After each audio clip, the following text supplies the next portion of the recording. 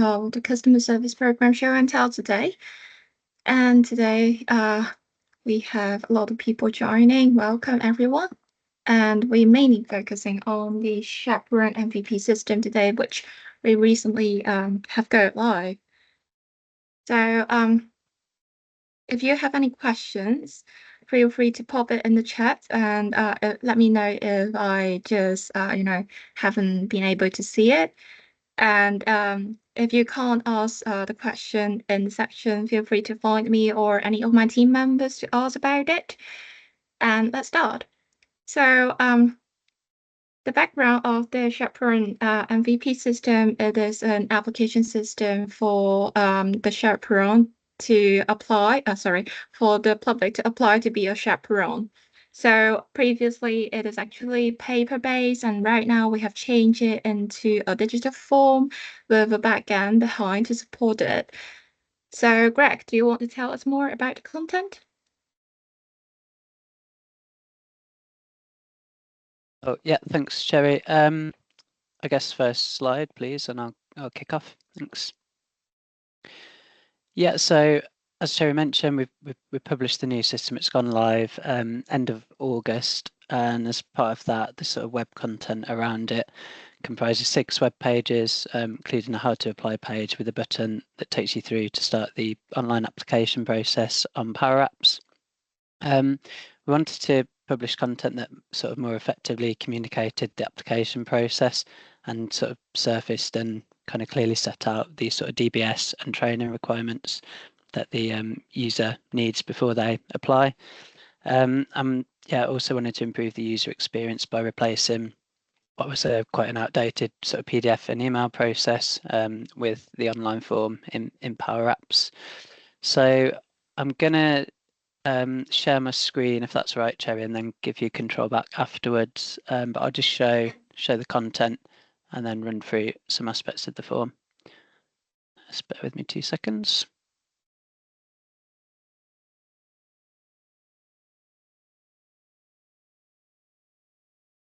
Hopefully you can all see that, just shout if not. So this is the original content.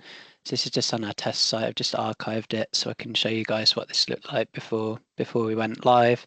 So this was the old application page. Nothing inherently wrong with the content really. It reflected what was a bit of a kind of messy process, lots of back and forth between the service and the applicants when they kind of emailed in their PDF, might be missing information. But yeah, this was the sort of original page. There was also some training information available originally, but it was more about just a general overview of like the skills that you would need. It didn't actually detail the sort of training courses you actually had to complete before you applied. So that's something we wanted to provide in a bit more detail. And then we also had this page around roles and responsibilities of a chaperone, but it was this kind of long numbered list, didn't really follow like a logical order and was a little bit confusing. So we actually ended up on a separate aspect of this project developing a chaperone handbook as a separate kind of resource. And we're actually going to talk about that later this show and tell. But I just wanted to highlight that was there as part of this license content originally. As Cherry mentioned, it was paper-based before, so when you click through apply, you can't see the page now because we deleted it, but this would have taken you to a PDF download page, so you could download the PDF.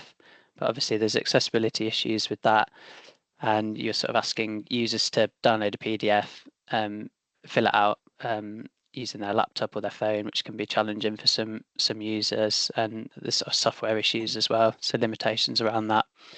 So yeah, this is what it looked like before, and these were some of the reasons why I wanted to improve it.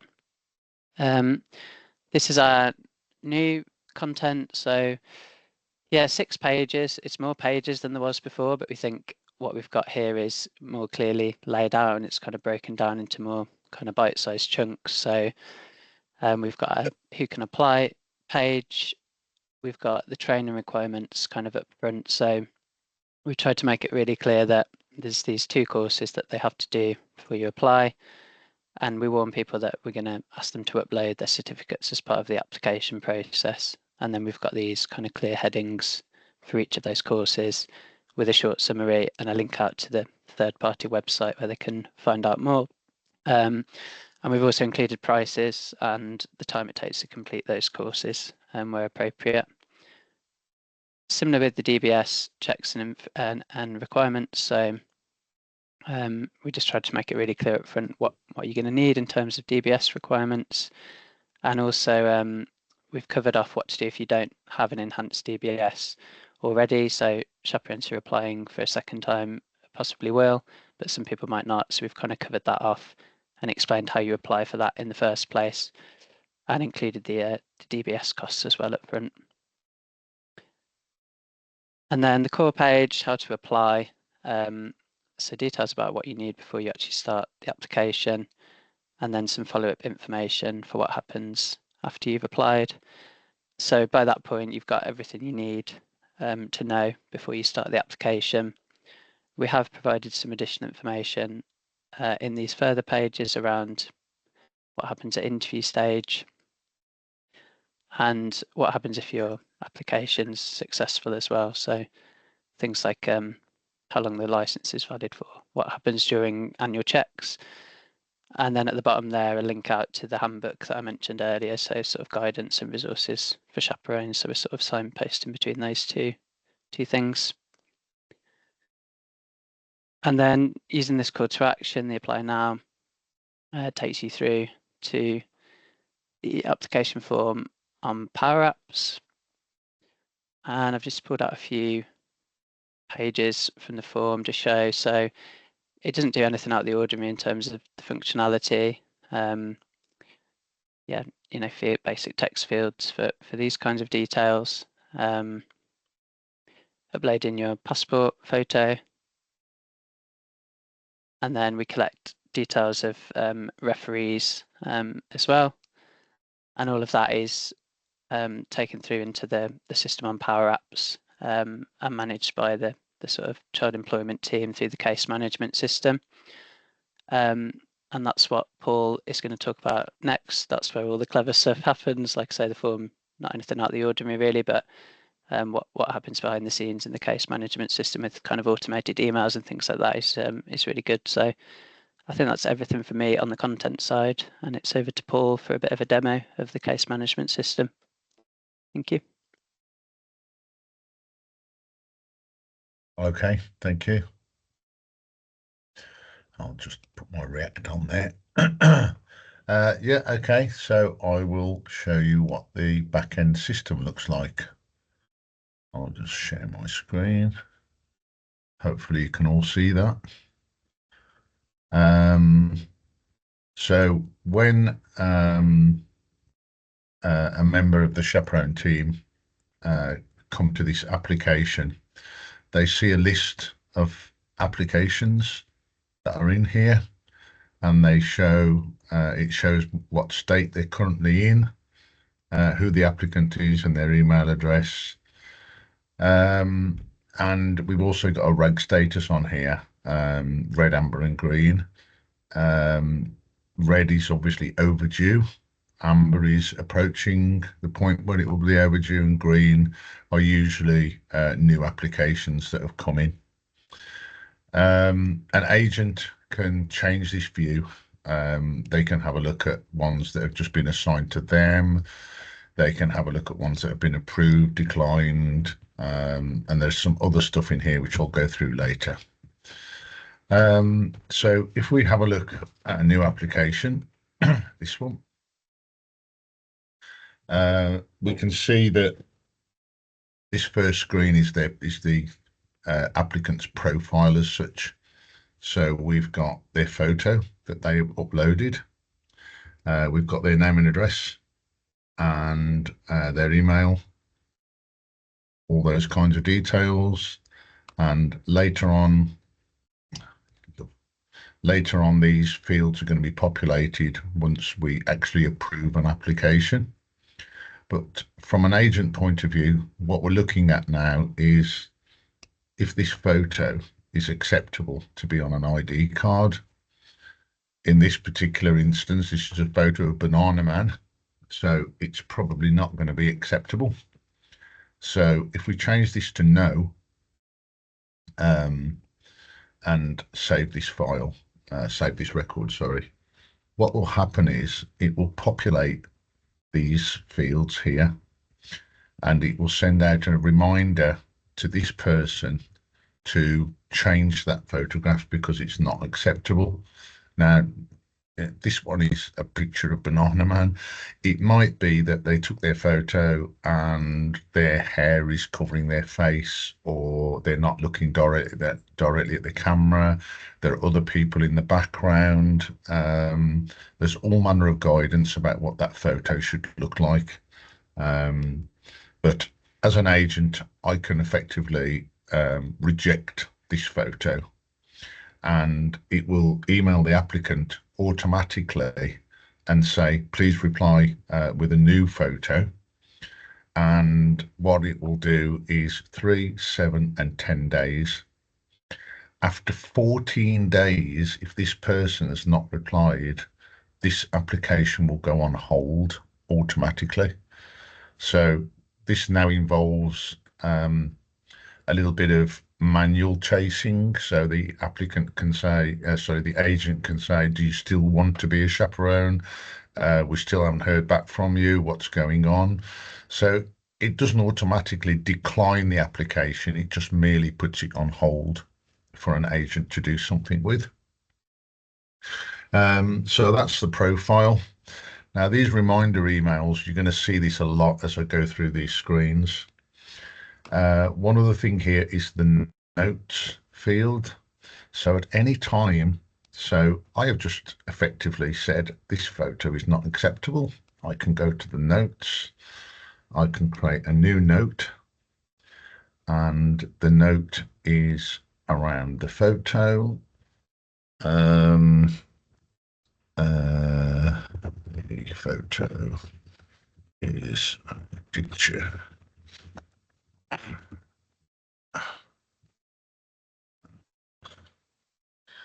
Could spell picture properly. So, and we can save and close that.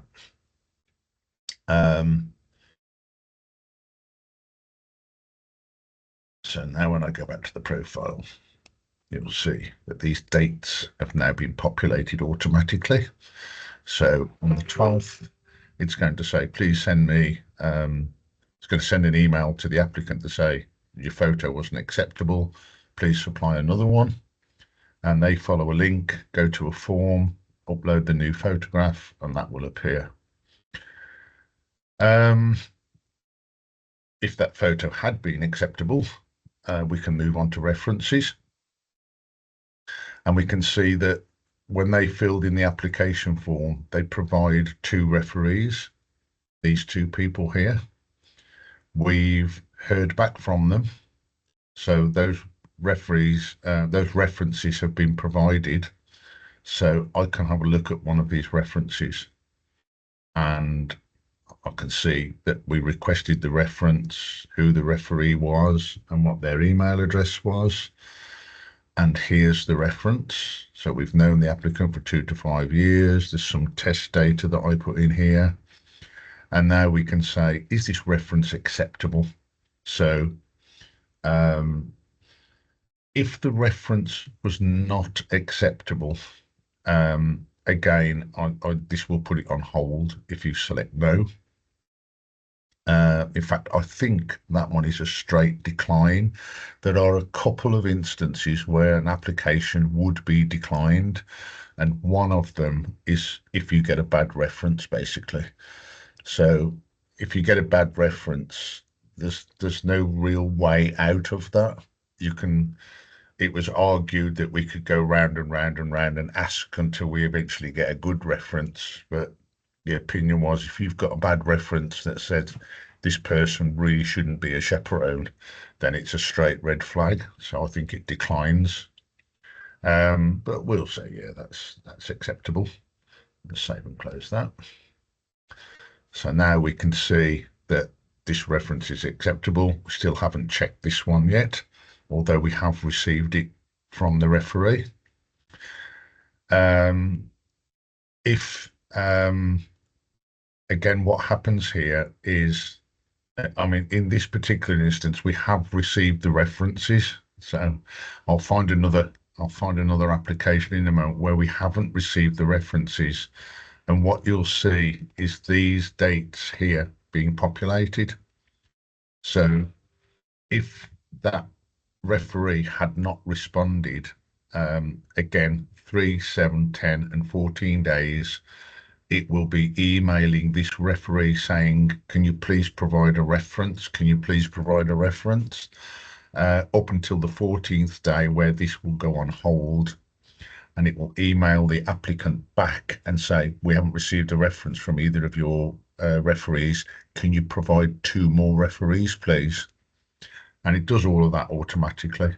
So the agent doesn't really need to do anything about that. It's all handled automatically. Next, after we've got past the references and everything is okay there, we go on to the training certificates, and we can see here that this person has uploaded 2 training certificates. One is the NSPCC one is the RHRT training certificates. We can click on this link and have a look, make sure that the training certificate is correctly dated. It's got all of the right information on it. It's the right certificate for the right person. So somebody's not trying to upload a certificate that doesn't belong to them.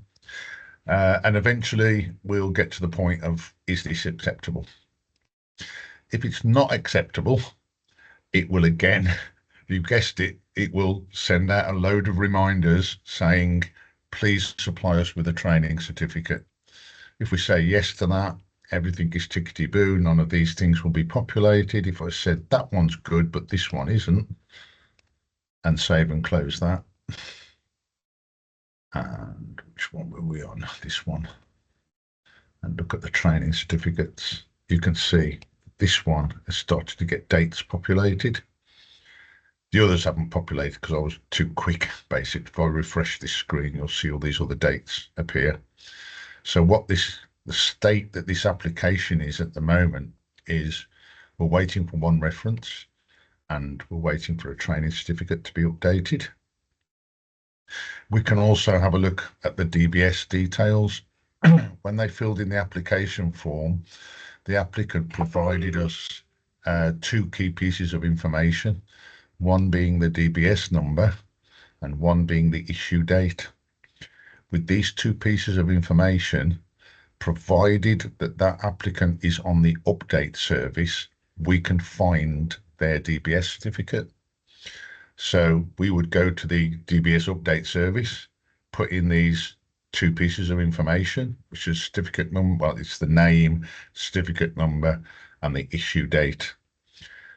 The question is then asked, are these details on the update service? So I put all of these details in, and it didn't return any hits. So we did not find this person on the update service.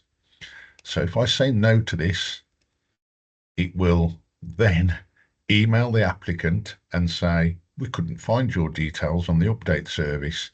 Maybe that should be 1, 2, 3, 4, 5, 6, 7, 8, 9, 11 or something, or 1, 3, 3, 4, because you made a typo in your certificate number for whatever reason, or the issue date was wrong. So we could not find this on the update service. So we're giving the applicant the chance to correct this, to say, oh, I didn't mean that number. That's the wrong number. I meant this number. So if you say no, it will email the applicant automatically, again with 3, 7, and 10-day reminders, up until the point where after 14 days, it will put this on hold. So again, now this is for some sort of manual intervention, so that an agent can chase this person manually outside of the system to say, look, what do you want to do? We've got as far as here, but your DBS isn't quite correct. So that's regarding being able to find somebody on the DBS update service. And the reason we want to find them on the update service is, have they passed the DBS check? is there anything on that record that says this person should not be a chaperone? So if I say, yeah, we did find them on the update service, but they didn't pass the DBS check, it's a straight red flag. It's a straight decline. There is no coming back from that one. So if for some reason we've checked their DBS details and it's come back saying, I don't know, this particular person has been in prison for 3 months or whatever, we're not going to let them be a chaperone. It will decline their application. It sends them an email to say that their application has been declined on the basis of they didn't pass the DBS check. It doesn't go into any detail as to why they didn't pass. It's just merely you didn't pass the DBS check. It's up for them to find out why, because obviously there's sensitive data involved in that. So we just merely decline it. If they have gone past that and everything is great, we can save and close. Again, while I've been doing all of this, I should have been putting in notes to say I haven't received the training certificate, one of my references is missing, because the notes field gives you kind of an audit trail of what is currently happening with this application. So anytime you can look at the notes and you can see what's going on. So you see a great long list here of all the things that have been noted about. Appointments is going to be a future development. It's not there yet, but the idea being that now that we have all of this information correct, we now invite the person to come for an interview, where they're expected to bring paper copies of all of these things that they've told us about, and they'll be inspected, checked. They pass a very brief interview process, questions about what they did on their training, and we can then identify that this person is going to be suitable to be a chaperone. So that's what the appointments does. It allows you to make an interview date, and it will automatically populate the shared calendar, so members of the team can see these people are due to come for an interview on this day and this time. We haven't quite finished the development of that yet. The payment tab is, once somebody has paid, we get a payment reference number, and that payment reference number can be stored in here, so we can see when they've paid and what that payment reference number is. So you can look that back up on whatever the payment system is called, Voyager, is it, or whatever that is. So once we've gone through all of that, let me just make sure that I got to there, and that's yes, save and close that. So I think that this, if I refresh this, we should see that there is, we're awaiting an alternative training certificate. It won't let me move past that because it realizes that there's some data missing, but I can do it manually. So what I'm going to do is go into this record, and I'm going to set it to waiting approval, which it is. Save and close that. So this record is now awaiting approval. And the reason for that is the agent, the people that process the chaperone applications have gone through all of this, and they've ticked all the boxes and everything is as it should be. It's now a manager that will look over this and say, yeah, that's fine. So the manager can have a look at it. They can see all of the information and all the details. And once they're happy with it, they can say, as that's approved, and save and close it. There it is, approved. What's happened is, on approval, an email has been generated Let me go to my email, which is here. There you go. And it sent an email to the print team to print their ID card. And there is the ID card. So that now gets sent to the applicant. The applicant is also informed that they are now an approved chaperone. I can't remember everything that's in that email, sorry, but there's a whole load of stuff in there saying, yes, you've been approved. This is what you've got to do. This is what's going to happen next. Your card is in the post. It will come to you, all those kinds of things. So very quickly, is it going to let me get back to where I need to get back to? Is it? Maybe. I now have this thing at the top of the screen. Let me just shut a couple of these down. That one, that's where I was, sorry. We've now gone through processing a whole application there. As part of an agent, we also have, you'll see in here, there are some applications to approve. This one's still awaiting approval. We can see, I don't know if I've got any declined applications in here. Applications. So this one's now approved, and what am I trying to do? Trying to get to the annual checks. So what happens with annual checks is every year, once an application has been approved, that application will appear in this list. And what it's looking for is it's saying this license number and the actual license approval date. So if it's now older than a year, it will say this license needs to be renewed. So every year you can see this one. I can't show you this because this particular function happens overnight. So once this has been approved, overnight it will appear in this list. But what it allows you to do is here it will say, it will list all of the ones which are a year out of date.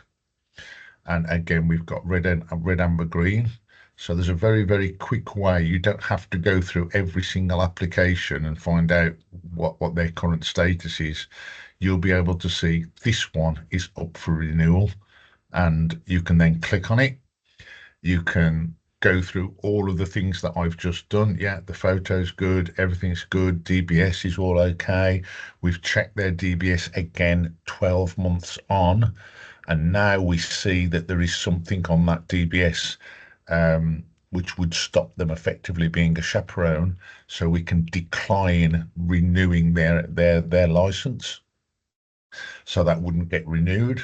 Or we've gone through and checked it, everything is absolutely perfect, we can issue a new license, which will give them a new ID card with the new license and expiry date on it.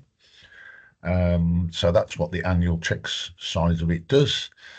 Declined applications are there for if we do decline an application because they didn't pass the DBS check, or they didn't. In fact, let's do it. Let's go back. Let's go to this one, and we'll go to this one, which is on hold at the moment, and we will decline their application. Let's save and close that. And it says you're about to decline this application. Are you sure you want to do this? Because it's kind of a dead stop. But okay, we'll decline the application. Now, if we look in declined applications, the reason for this is if we declined an application and this applicant phoned up, although they would have had an email saying why it's been declined, they might they may phone up and say, "Oh, you've declined my application, and I had to pay all this money to become a chaperone, and I'm not happy that you've declined it." The reason for this is if we just said it's declined and then deleted it, we'd have no reference to go back to. But now I can look at this and I can say, yeah, we straight away, we declined your application because the photo you supplied us with was a photo of a stickman and your references didn't pass. And in this particular case, this information hasn't been filled in, but you could look at all of this and see why this has been declined, and hopefully there would be something in the notes field. So you've got the audit trail there. So if anybody ever did phone up and say, "Why have you declined my application?" we can tell you exactly why.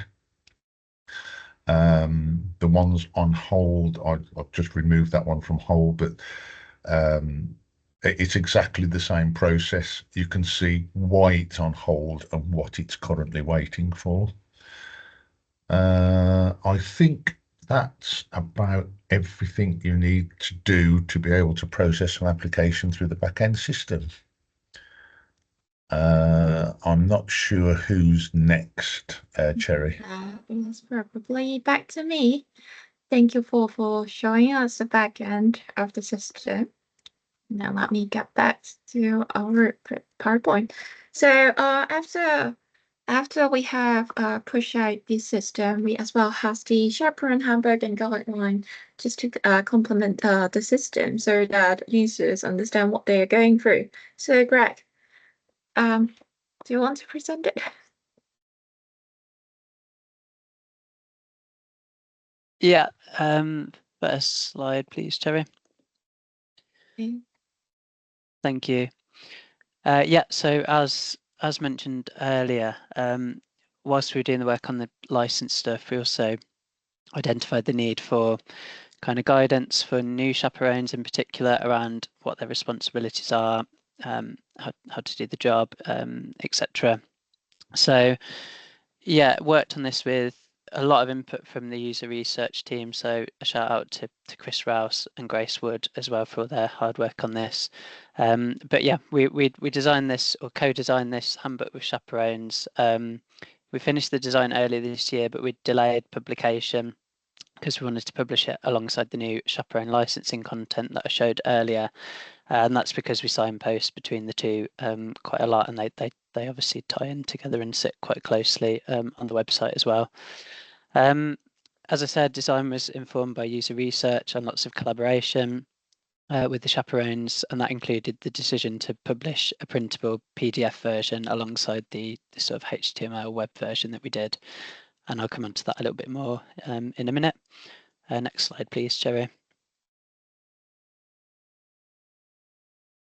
So the original web content, it only really provided kind of partial information in terms of guidance for chaperones, didn't really follow a logical order.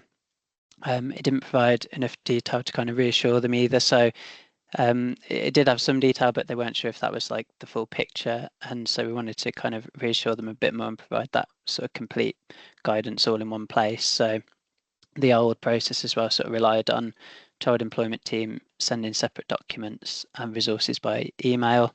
So yeah, we wanted to collate all of that stuff together and make it available to chaperones from the council website. Next slide, please. So yeah, following the user research sessions, we were able to design some new web content based on the needs that the UR team identified.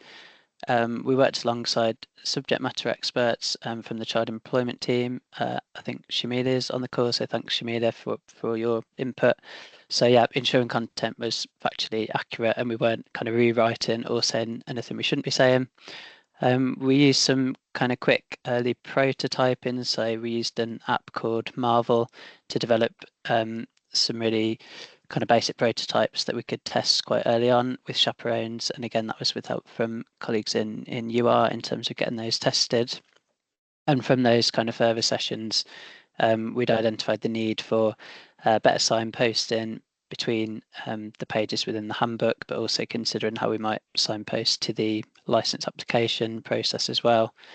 The need for a code of conduct for chaperones to read and download, information around kind of first aid and where they might get training for first aid, and then examples of common situations and how to deal with them. So that one was especially important to new chaperones who maybe aren't as experienced. They wanted kind of, what are some things I might encounter on my first day or my first kind of job, and how would I sort of deal with them. Next slide, please, Cherry.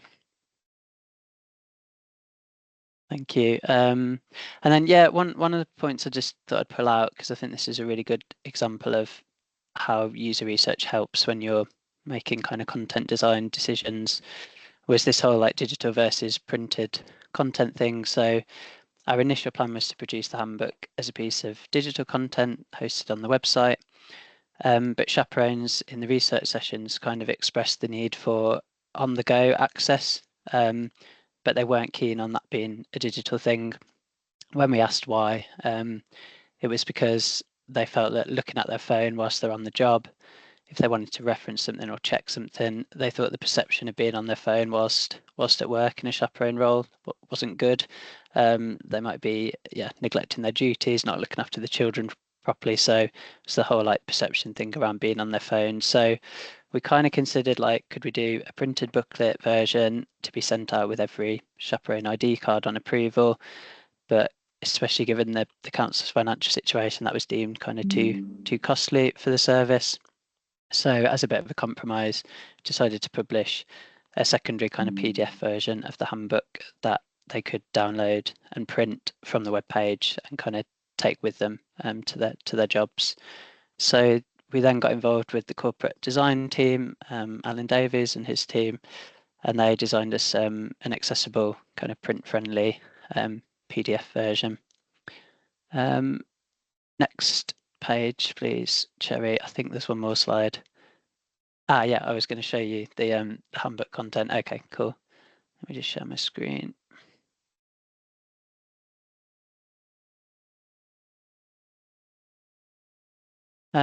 So this is the handbook, the sort of digital version. So we've got nine web pages in total. So it's really thorough. It provides a lot of outbound links like third-party resources, but it kind of saves the chaperone time because they don't need to email the child employment team to get access to those or kind of search Google for them. They've kind of got this stuff all in one place. We've got registers and checklists as well on here. So an overview of the different kind of record sheets that chaperones have to complete and when they need to complete them, and then the option to kind of download and print those out. I'm just putting a few examples here really, but what to do if a child is ill or injured, and you can see there, I mentioned earlier, kind of example situations and what a possible response would be, and we kind of worked with the child employment team to come up with some of these and make sure they're kind of again factually correct, and we're not saying anything we shouldn't be, but just making it clear that that's a possible response, not the definite response. And then maybe the last page as well, which is courses and resources. So mentioning the training courses again, and this links you back into the chaperone license application pages there around the training requirements. Information around first aid, we don't provide that training as a council, but we've kind of signposted to some recommended courses.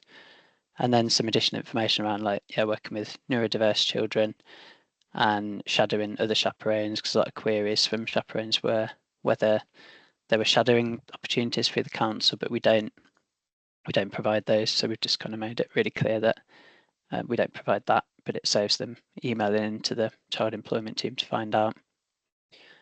And then from the first page of the handbook, we link to the downloadable kind of printable version, which I've got up here. So just a lot more visual, like I say, designed by the corporate design team. So it's all branded properly. It's accessibility checked as well.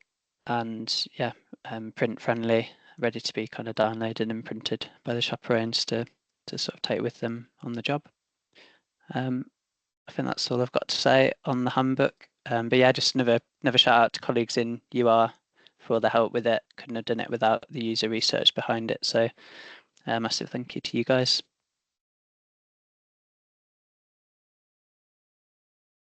So moving on, we have some user research did with the applicants before. So this one is regarding on how they feel about the handbook after we have revised them according to what they have mentioned to us, their feedback. So Chris isn't here today, but he has recorded a video to talk about it. Oops, sorry.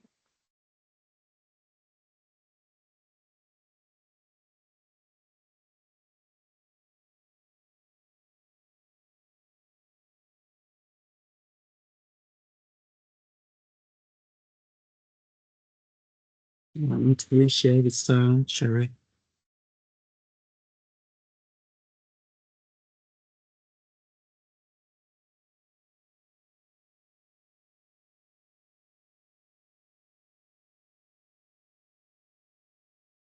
Sorry, Nikki. There's no Sorry. audio, Cherry. Yeah. I think you just got to Apologies. share it with the sound. Thanks.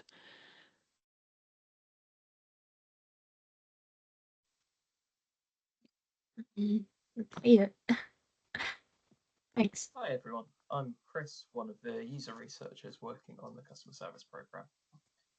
So we've seen and heard a bit about the amazing Chaperone Handbook, which Greg has put together, and I just wanted to talk now a bit about the user research, which formed part of the overall design process. To help shape the form and the content of the handbook, we ran some co-design workshops with some follow-up engagement activities as well. And I've made this diagram to illustrate how we went about it, but really it could apply to most agile or customer-centered design work. And it's meant to show how we work in close collaboration with users to put together something iteratively based on real experience and expertise from our users. So with the handbook specifically, our first step was engagement. That started last October after we'd done some desk research into other councils' handbooks to get a general sense of their format and content. And interestingly, in that desk research, we found that there wasn't really much at all that was standard across the different examples that we looked at. There were lots of variations in length, for instance, and how the information was presented, what kind of information was in there. Nothing really that we can look at and go, that is a Chaperone handbook. And really, for us, that just made it even more important to work directly with users, as we found that there wasn't really a strong precedent which could have been followed. So to get going with some user research for Birmingham City Council's own Chaperone handbook, we started by contacting chaperones across Birmingham. And we ended up working with 8 of them, who we engaged in a mix of an in-person workshop at Woodcock Street, an online workshop, and a survey for someone who was keen to get involved but who couldn't attend a session in either online or in-person formats. And in all of those activities, our aim was to work closely with the chaperones to let them guide and inform us about what the handbook should be. And that included not just the information they wanted, but also the structure, the layout, the balance of text and the pictures, the overall format, so whether it was digital or physical or a mix of both, as well as the length and generally every other aspect of the design and how the handbook should work as a thing. Our thinking here was that to make the best possible resource for a group of users, well, we needed to work with those users to get their expertise and learn what kind of handbook that they would find most helpful in their day-to-day work. So out of those sessions, we got loads of useful feedback, including ideas around the ideal content, suggestions for the order of that content, as well as the idea that having both a long and a short handbook in both physical and digital forms would be really helpful for chaperones, as it would give them plenty of ways to access the handbook and the information they need in different situations, different environments. So really, it's a way of covering all bases. And then following that, we played back the results of the team and discussed things in a bit more detail with Greg, who started drafting and putting together the work which we've seen a bit of. Then, after Greg had finished a draft in January, we sent that copy to the chaperones to review, along with a feedback survey, which aimed to get some overall feedback on the handbook as a kind of whole thing, as well as feedback on specific sections and specific aspects of the handbook. And in that way, we're able to get some holistic feedback about the whole handbook and also some more granular opinions on the document and its content. And I'll come back to that feedback shortly. But this repeated engagement was part of our overall efforts to keep up a regular stream of communication, really, with the chaperones. And that included taking the time to send them updates about our progress, letting them know how it's going on, letting them know what other opportunities there were in the council. So it wasn't just a case of only contacting them when we needed them, and we did obviously contact them when we needed to. We tried to make sure that there was a bit more online small talk, if you like, a bit more just about sharing the work generally and keeping in touch with them. And that's because we're keen, as I've said on this slide, we're keen that this was a mutually beneficial relationship between the council and its chaperones, and specifically between the CSP and some of its users. And we wanted really to build up that trust and sense of engagement. And so again, as I said here, we wanted this to be a relationship, not just a transaction where we got their opinions once and then never really followed up on their ideas or their needs. That leads me on to the next part of this cycle, which is empowerment, which for me at least was one of the most rewarding parts of the process, which I think really illustrates the power and value of user-centered design as an ideal. And like I said, we put this effort into keeping up the engagement and communication with the chaperones, making them feel part of the process and not just like a resource to be used and then not really consulted or valued other than that. So a couple of months in, we got this email from one of the chaperones who had had challenges with the council before and, in their own words, felt disillusioned with how slow things had been, with maybe how opaque the information had been, with how the communication hadn't been as much as they would have hoped for. So really not starting with the most positive mindset, but who, after some time working with us, again, in their own words, said they felt just much more engaged and positive after the work that our team did. And one word in the email, which I just like to focus on quickly, the email is there down in the bottom right. And one word I'd like to focus on is empowered. And I think empowered is one of those words which can sometimes be thrown around as a bit of an aspirational buzzword without too much to back it up, without really kind of any evidence that people are feeling empowered and that they've got this agency that they feel like we've given them. But here we have it, the word itself, directly from a chaperone who we work with. And I just feel it's such a strong vindication of our work and our ways of working that we engage and collaborate with customers and not only get a better product out of it, but also help develop senses of trust and potential in Birmingham residents. And I think there it's about giving the people who we design services for a voice and some agency and investment in the overall design process. It's helping people feel part of what their city council provides.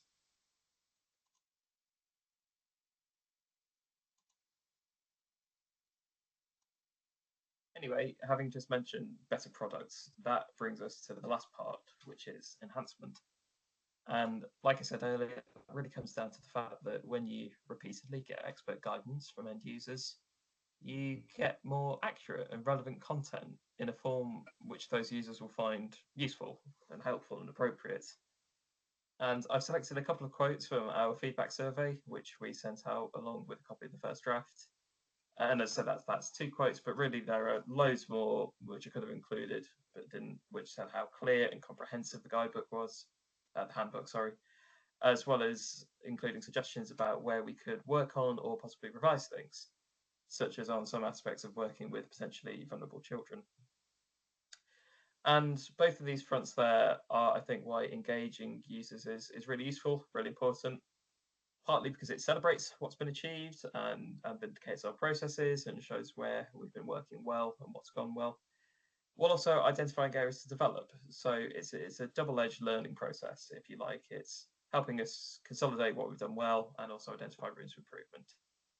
So in short, the feedback there has been fairly whistle stop, but I think in almost every case, when you work with users, you develop better services.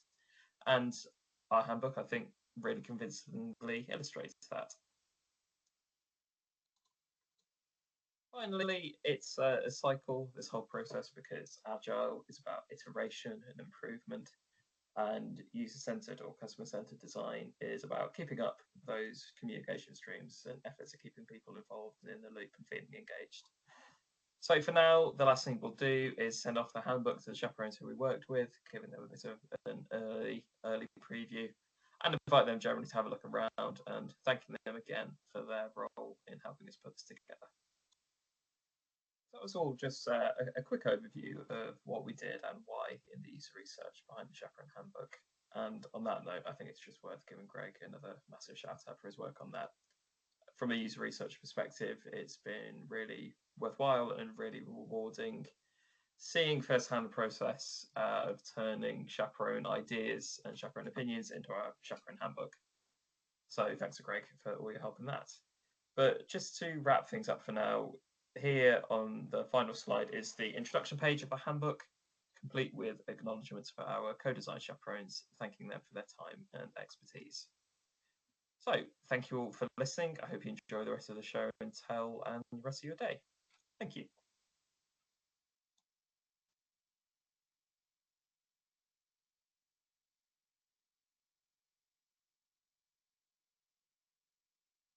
Okay, so this is what Chris has recorded, and then just aware of the time, let me go back to, oh no, not the MP4.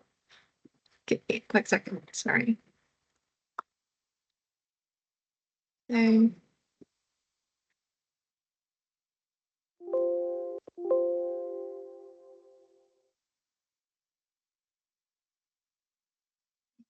I'll just refresh it.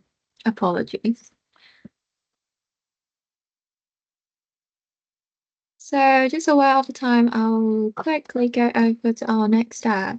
So although that we have uploaded, push it out to live for the Chaperone MVP system, it doesn't mean that it is an end to the Chaperone application. So currently is in the MVP stage. We will be getting feedback, and also we are going to develop so much more feature on it. But for now, we will wait till the users really try to using it, and then fill in our survey, gaining the feedback from both the council users and also the public users. Then we'll just rearrange the backlog and see how we are going to further develop it.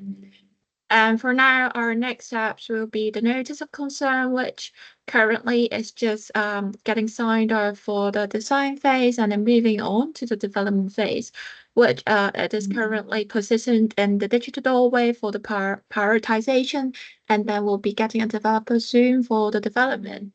And in between that, we'll be working on the performance license to reveal it with the surface area on the as-is, as previously is developed by Mapverse, but because we have already changed it, the platform to part application, so we need to review it on what kind of changes need to make on the as-is design.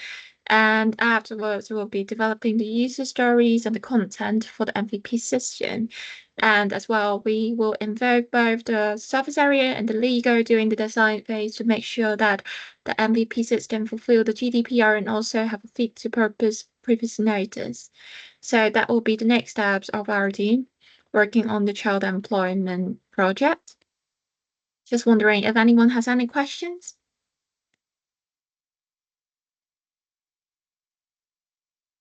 I just got one question. You know, this child employment team, is it income generation for the council? Does it generate any income? So there is a fee for the service, which in effect covers the administration of the license, but there is cost avoidance in terms of developing this system. So there is a saving attached to it. So how much income do we generate just out of interest, you know, how much income do we generate per year? Again, that'd be something we'd need to reach out to the service to get a view on. Apologies, Javid, I don't have that information. Oh, okay, no worries. Sorry, I just wanted to come in there as well. So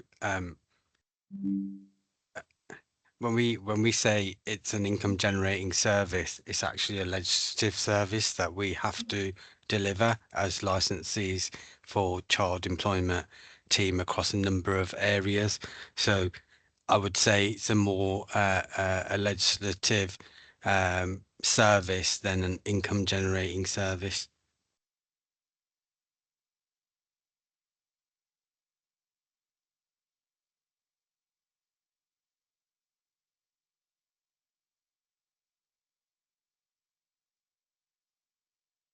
All right. Anyone has any further questions?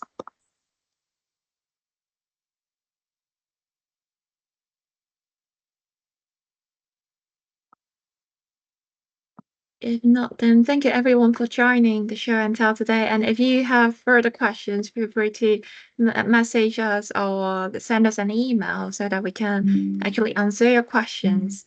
So thank you for joining again.